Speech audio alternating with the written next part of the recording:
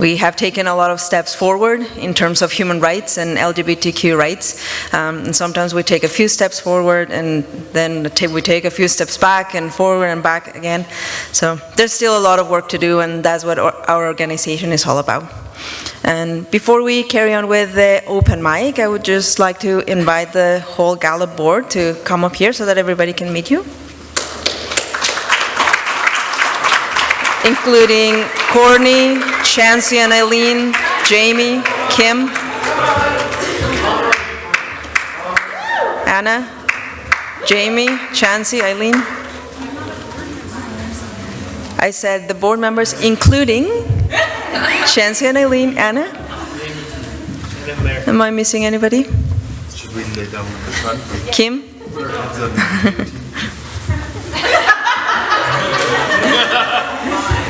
So this is the people that have worked really hard to make this event happen tonight, and that hopefully a reflection of everything that we want to do in our community, the changes that we want to see happening. We're standing up to make those changes a reality. Everybody look forward.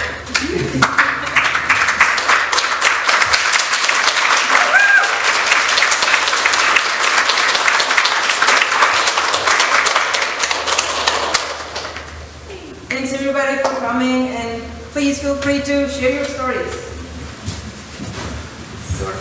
Everybody has a different perspective. Don't have to ask me twice. Never one to shy away from a mic.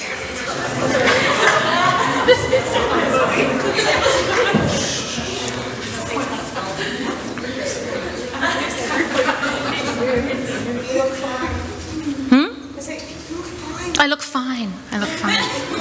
Apparently I look fine. I don't have a story to share tonight because I think y'all know me well enough. But I did want to point out that we have a couple of dignitaries in the room tonight that it is really important to acknowledge and to thank. We do have members of boards of two of our boards of education with us tonight, Andre Willette and Michael Willette. Michael is the chair of the Catholic School District, and Andre is on the Public School District. So we thank you for showing your support tonight, because this is where it is really important, is in our children's education, and I know that you two know that well. So everyone thank these gentlemen for being here tonight.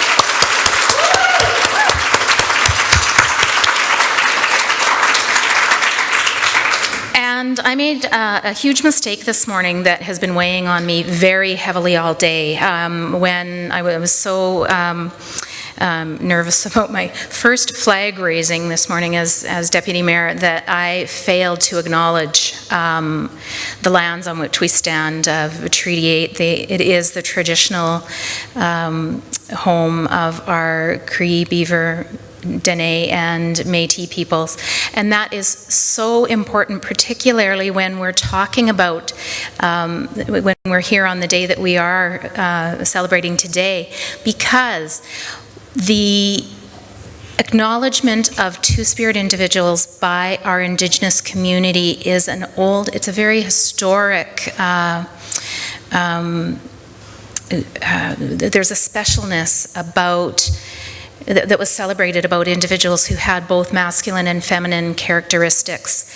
And when I was doing a lot of reading, as I wanted to support my daughter as she was starting to peek out of the closet, I came across that's the first time I heard about Two-Spirit people. And it meant a great deal to me to hear that there was a culture that I respected so much that historically celebrated our queer brothers and sisters. So I wanted to give that acknowledgement tonight that I failed to do this morning. Thank you.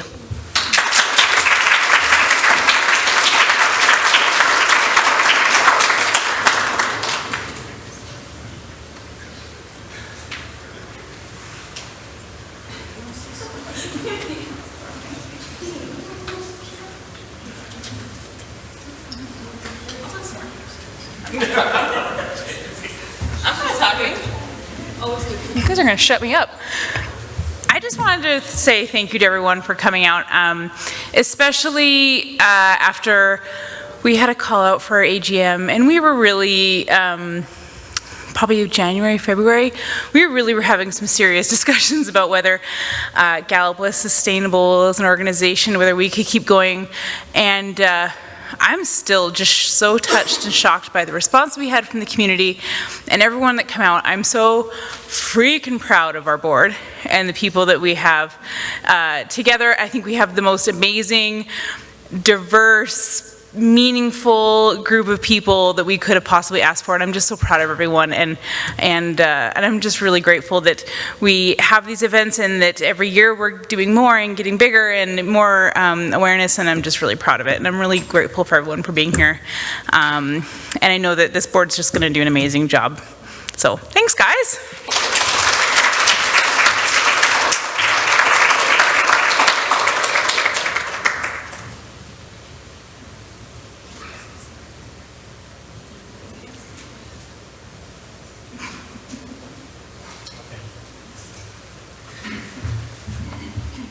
So just as we wrap up the night, I want to let you guys know that there are more events happening throughout the summer. So the next event is June the 15th, and I just want to acknowledge that GALAP, in partnership with the Pride Society, will be participating in the events of June the 15th to celebrate Pride. So if you want to be involved in our subcommittees for membership on the board to work with something like a pancake breakfast on June the 15th, and also a separate booth that we're going to have at the community alley this year in conjunction and partnership with the Pride Society. Feel free to reach out to us on Facebook.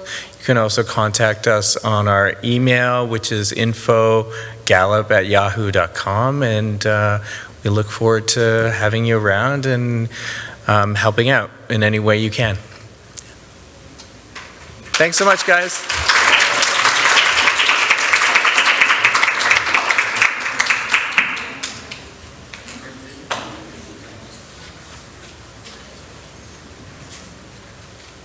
No more stories to share? Alex?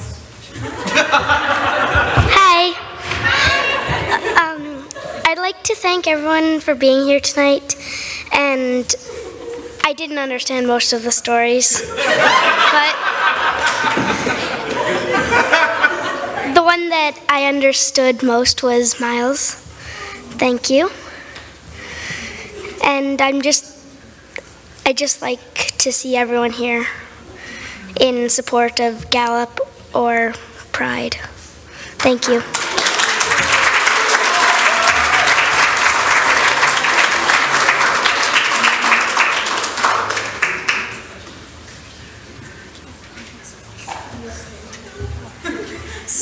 So that was my son.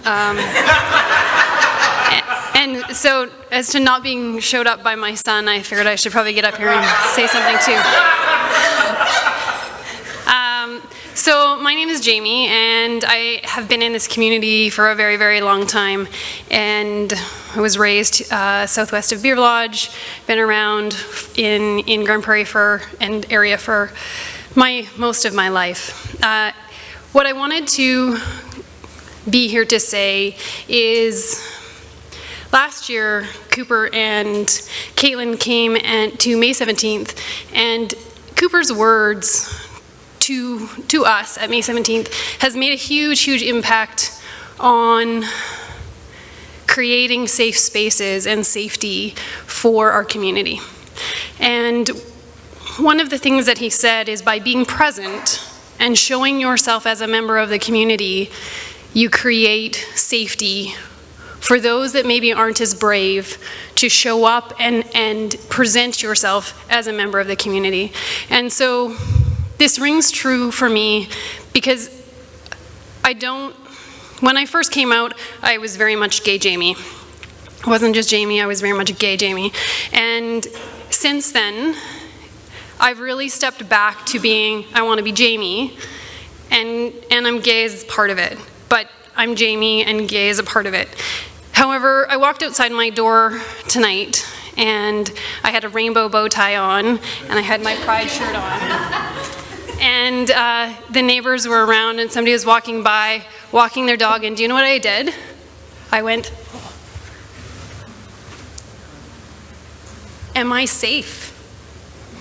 Is it, what are, I don't know a lot of my neighbors very well, and I must say that wasn't a very proud moment of mine to not be able to stand strong in who I am and for my community. And I think that if we can continue to wear the rainbow colors and be strong in our stance, that does make a difference for my kids and for my community. So I know it isn't always easy, and it certainly isn't always easy for me to walk through the world with a rainbow flag spread on myself. But I also really recognize the value that brings, that if I can be strong enough to stand with a rainbow flag on my back, that will make it safer for somebody who can't. So I really encourage, I guess, in safety and protection for all, that encourage me, encourage each other to stand with acknowledgement of the community that we support and belong to, not just the LGBT community, but whatever minorities are out there that struggle to stand true to who they are. And in your support, put a little rainbow pin on your hat. Show, because we in the community look for that. When there's a cafe that I'm walking down the street and there's a rainbow flag in the window, I go in. If you need a pen, I have a lot in my So I just wanted to take a minute. I know the struggle, but I also understand the value of our flag, of wearing that on my forehead, and it's not always easy to wear it on my forehead, and I'm not as strong as I always wish I was, but I think if we can band together and support each other in being and recognizing ourselves as a member and supporters of this community, it makes it safer for everybody else. So thanks everybody for being here and for your minute.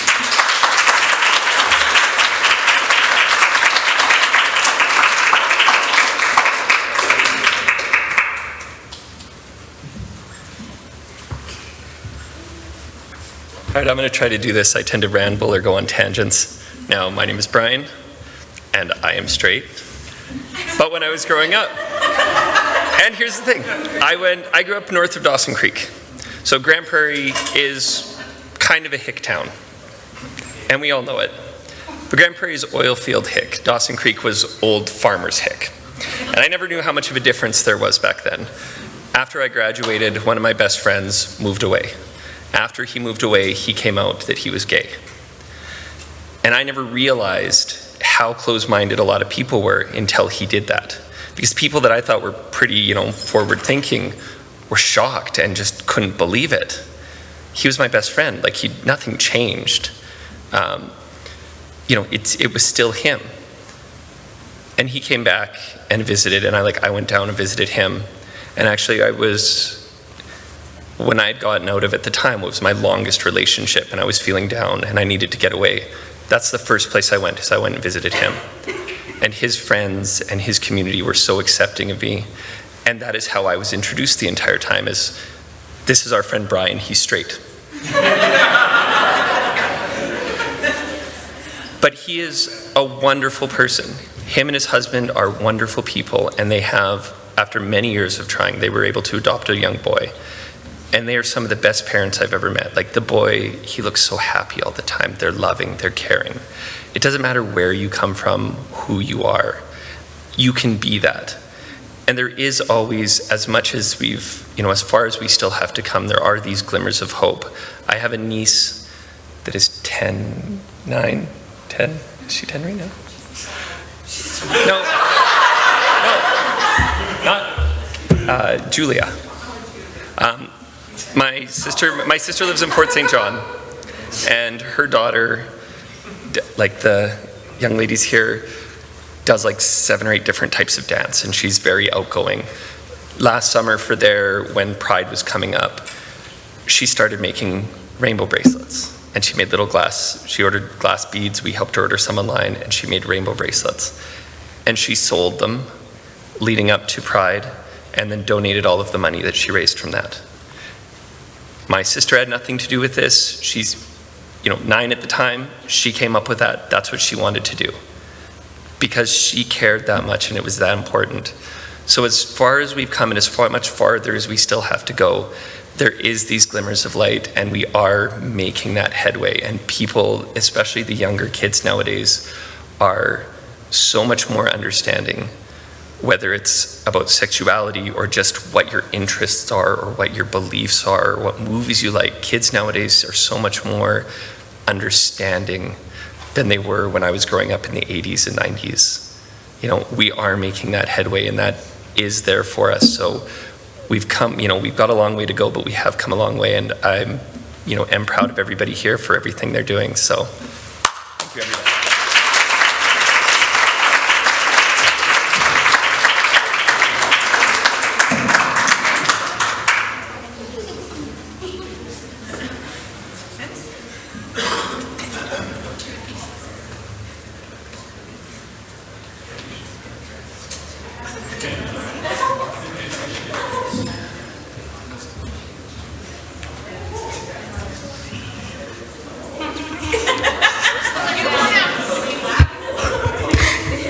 This feels like my grad again. Yay! So, I think the other thing would be, can you see me now? So, for those who do not know who I am, most of you do, my name is Jennifer Taranjo. I am been a part of this community since 2004. I am part of 3 minorities, in a sense. I am of the Dene Selene Nation of the Northwest Territories. I am of the Chipewyan First Nation. I have a disability. I was born with fetal alcohol spectrum disorder, and I'm also Two-Spirit. So those 3 put me, in a sense, at a disadvantage. It took me a long time to figure out who I was, to find the acceptance of myself, to find the acceptance of my peers, and to find the acceptance within a culture that I had no idea what it really meant. I grew up in Fort Smith, Northwest Territories, which is 1,500 people. Everyone knows everybody. Everyone knew me. I have never been interested in the opposite sex. I'll look at guys, cute, sure, but there was never any sexual interest. I've always identified as female, but I never really felt female. I grew up with 2 older brothers, so I assumed that was why. But actually, it's the fact that I actually prefer doing guy stuff. Or, I'm not a cook. My wife can attest to that, literally. She is the professional cook, so the tummy I have grown is on her. And she will pretty much, here, hun, taste test. Okay. I am still trying to lose this. So it took me a long time to figure out what it meant for me, to figure that out, especially in ceremony, where if I wanted to be part of the male role, I couldn't. And it wasn't because it wasn't allowed. It was the fact, the understanding of who I was. I didn't fully understand until last year. I was able to be a part of the walking with our sisters. That was part of the installation here for the missing and murdered Indigenous women, which had a very personal impact on me when my biological mother was murdered in Yellowknife. When Kara Jones approached me and said, "Hey, do you want to be a part of this?" I said, "Sure. What do I have to do?" And what happened, and just for the first time I didn't feel awkward in ceremony. I could be a firekeeper and perform the roles that were mostly assigned to males, or I could be part of the women who took care of the bundle and that, and there was no judgment or anything.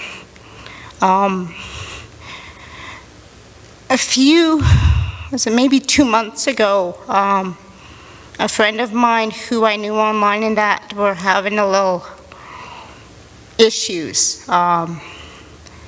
We had been friends for a long time and that, and it was just very difficult for me to express what I was feeling. So I was trying to find something in this, and this song came up, like I just put it, and it worked perfectly, and it hit really hard for me because it spoke everything of who I was, of what I've been through, and how I know that many of us here have been through. Whether or not we are part of the LGBTQ community as either gay, lesbian, bisexual, transgender, it doesn't matter, or whether we are an ally, all of us have a story to tell. I got Doug to find it, so I'm going to let it play, and just, I want you to not only watch it, but just listen, and then allow that to be the message I'm trying to allow many here. Thank you.